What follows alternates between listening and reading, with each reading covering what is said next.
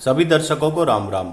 आज मैं एस्ट्रो आदित्य पाराशर आपको वैदिक पाराशर ज्योतिष चैनल के माध्यम से धनेश का हमारे जीवन में क्या महत्व है और जब भी कोई ग्रह धनेश में होता है तो वह हमें किस प्रकार के फल प्रदान करता है जिससे हम जीवन में धन इकट्ठा कर सके और धन के महत्व को समझ सके और धन का हमारे जीवन में कितना महत्व है। सबसे पहले सूर्य जब भी आपके धनेश में होगा तो यहां से कौन सी दृष्टि से देखेगा? 1 2 3 4 5 6 7 ये देखेगा आयु भाव को, यानी 8वें भाव को। जब भी धनेश भाव में सूर्य होगा तो वह 7वीं दृष्टि से आयु भाव को देखेगा। ऐसे में व्यक्ति रोगी होगा, व्यभिचारी होगा, वासना में लिप्त होगा, पाखंडी झूठ बोलकर अपना कार्य सिद्ध करने वाला होगा और कुछ ऐसे निंदित कार्य करता है जिससे समाज में उसकी बदनामी होती है। ये मैंने आपकी सूर्य की नॉर्मल स्थिति बताई।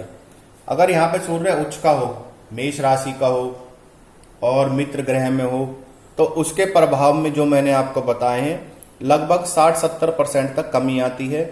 और इसके बाद हम बात करते हैं चंद्र की। चंद्र के पास भी अपनी एक ही दृष्टि है, 7वीं दृष्टि। चंद्र भी जब भी देखेगा तो हमेशा इसी भाव को देखेगा, यानी 8वें भाव को। चंद्र जब भी 8वें भाव को देखेगा तो ऐसा व्यक्ति जीवन में तरक्की करने वाला होगा। और चंद्र पूर्ण दृष्टि से इस भाव को देखता है। ऐसा व्यक्ति पैतृक संपत्ति नहीं फलती, पैतृक संपत्ति से वह धन कमाने की कोशिश करता है तो वह नुकसान ही उठाता है। ऐसा व्यक्ति कुटुंब विरोधी होता है। ऐसे जातक को नेत्र संबंधित परेशानी होती है और ये स्वभाव से लंपट स्वभाव का माना जाता है। तो कुल मिला के चंद्र की भी दृष्टि अच्छी नहीं मानी जाती। अब बात करते हैं हम बुध की।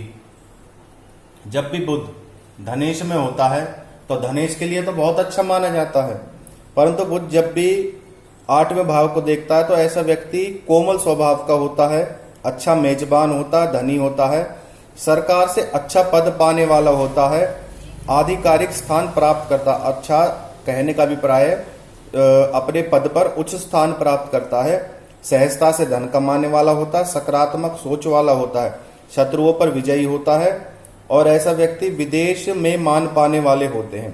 परंतु ऐसे व्यक्ति का स्वास्थ्य थोड़ा सा नरम मिलता है, मतलब जैसे छोटी मोटी तकलीफें, खांसी, जुकाम, बुखार वगैरह उसको लगा रहता है।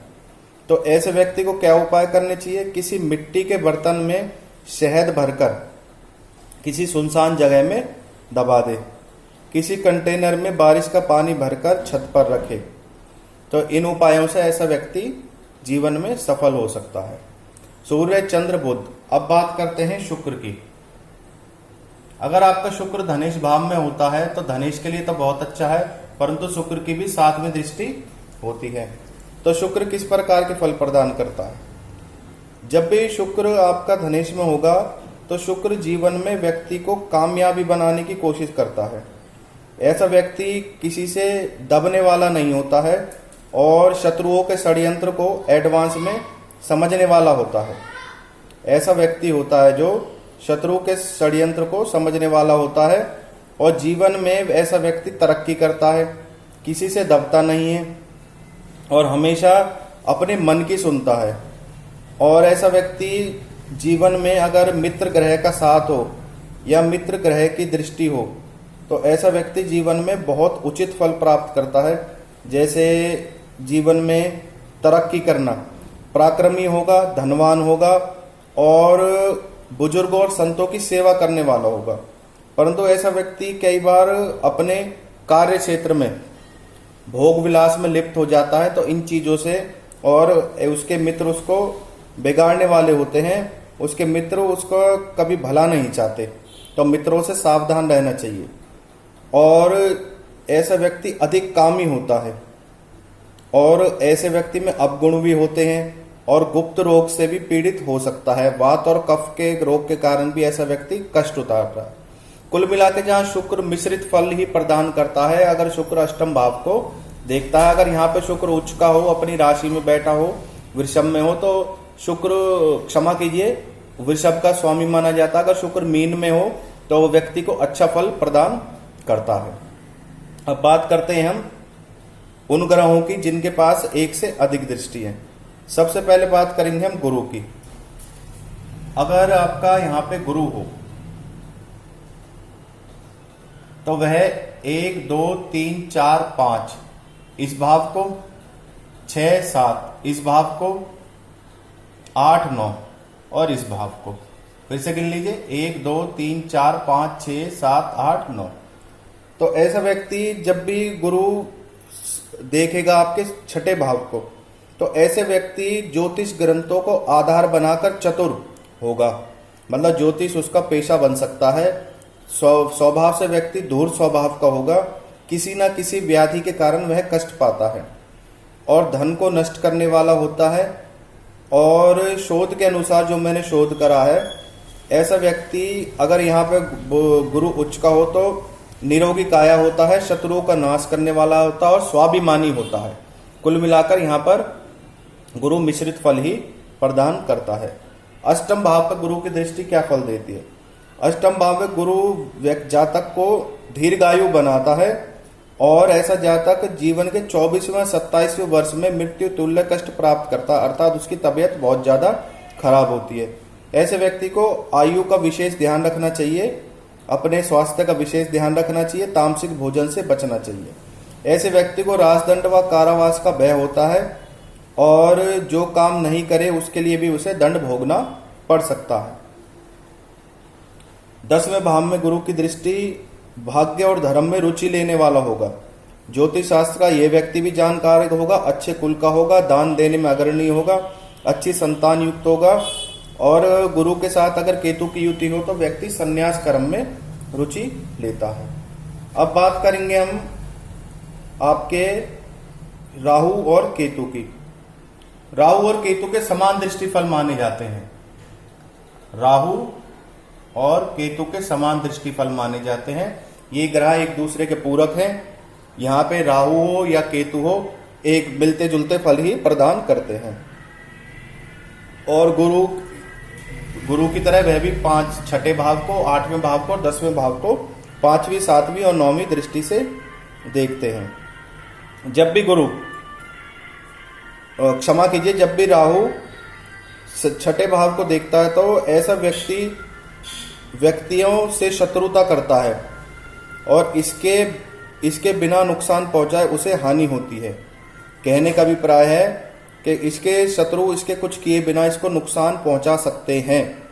और ऐसा व्यक्ति गुप्त रोग से भी पीड़ित हो सकता है, खर्चे बहुत करता है, उसके आसपास चेहरे के चोट का निशान जरूर मिलेगा, क्योंकि ऐसा व्यक्ति पराक्रमी होता, साहसी होता, ताकतवर होता है, किसी से डरता नहीं है।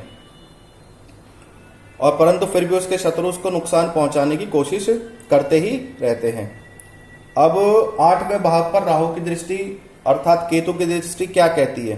राहु और केतु की एक जैसी दृष्टि होती है। ऐसे व्यक्ति पराधीन होते हैं, पराधीन नहीं होते, और ऐसे व्यक्ति पराधीन भी हो सकते हैं। यहाँ राहु और केतु का थोड़ा सा डिफरेंट प्रभाव पड़ता है। जहां राहु किसी के पराधीन नहीं होता, धनेश भाव में होने से जब 8वें भाव को देखता, वहीं केतु किसी न किसी के पराधीन होकर कार्य करना पड़ता है। ऐसा व्यक्ति धन का नाश करने वाला होता है, कंठ रोग से पीड़ित होता है। ऐसे व्यक्ति धर्म को ना मानने वाला होता है, छोटे कार्यों में रुचि लेता है, कुटुंब से अलग रहने वाला होता है। उसके बाद राहु और केतु की दृष्टि समान ही प्रभाव देती है, सिर्फ एक ही जगह प्रभाव थोड़ा अलग होता है। राहु की दृष्टि वाला व्यक्ति किसी के पराधीन होकर कार्य नहीं करता और केतु की दृष्टि वाला व्यक्ति किसी न किसी के पराधीन होकर कार्य करना पड़ता है। 9वें भाव पर राहु और केतु की क्या दृष्टि होती है? 9वें भाव पर राहु पूर्ण दृष्टि से देखता है। ऐसे में व्यक्ति को अपने बड़े भाई और बहन तुल्य किसी व्यक्ति से सुख मिलता है, वह उस व्यक्ति को अपने बड़े भाई बहन के समान समझता है। ऐसा व्यक्ति ऐश्वर्यवान होते हैं, पराक्रमी होते हैं और उनकी संतान आज्ञाकारी होती है, अर्थात संततिवान होते हैं। अब बात करते हैं शनि की। शनि धनेश भाव में अगर शनि उच्च का हो तो रंग को भी राजा बना देता है। उच्च का कब होगा? जब यहां संख्या तुला राशि होगी, तुला में शनि उच्च का माना जाता है। तो इसमें क्या होगा, शनि जब भी 10वें भाव को देखेगा, क्षमा कीजिए, जब भी शनि 10वीं तीसरी 7वीं और 10वीं दृष्टि से देखता है तो शनि की दृष्टि कहां जाएगी, 1 2 3 4 5 6 7 8 9 10।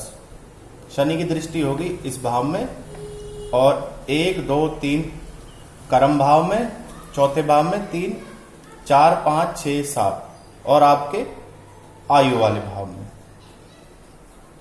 तो शनि किस प्रकार के फल प्रदान करता है।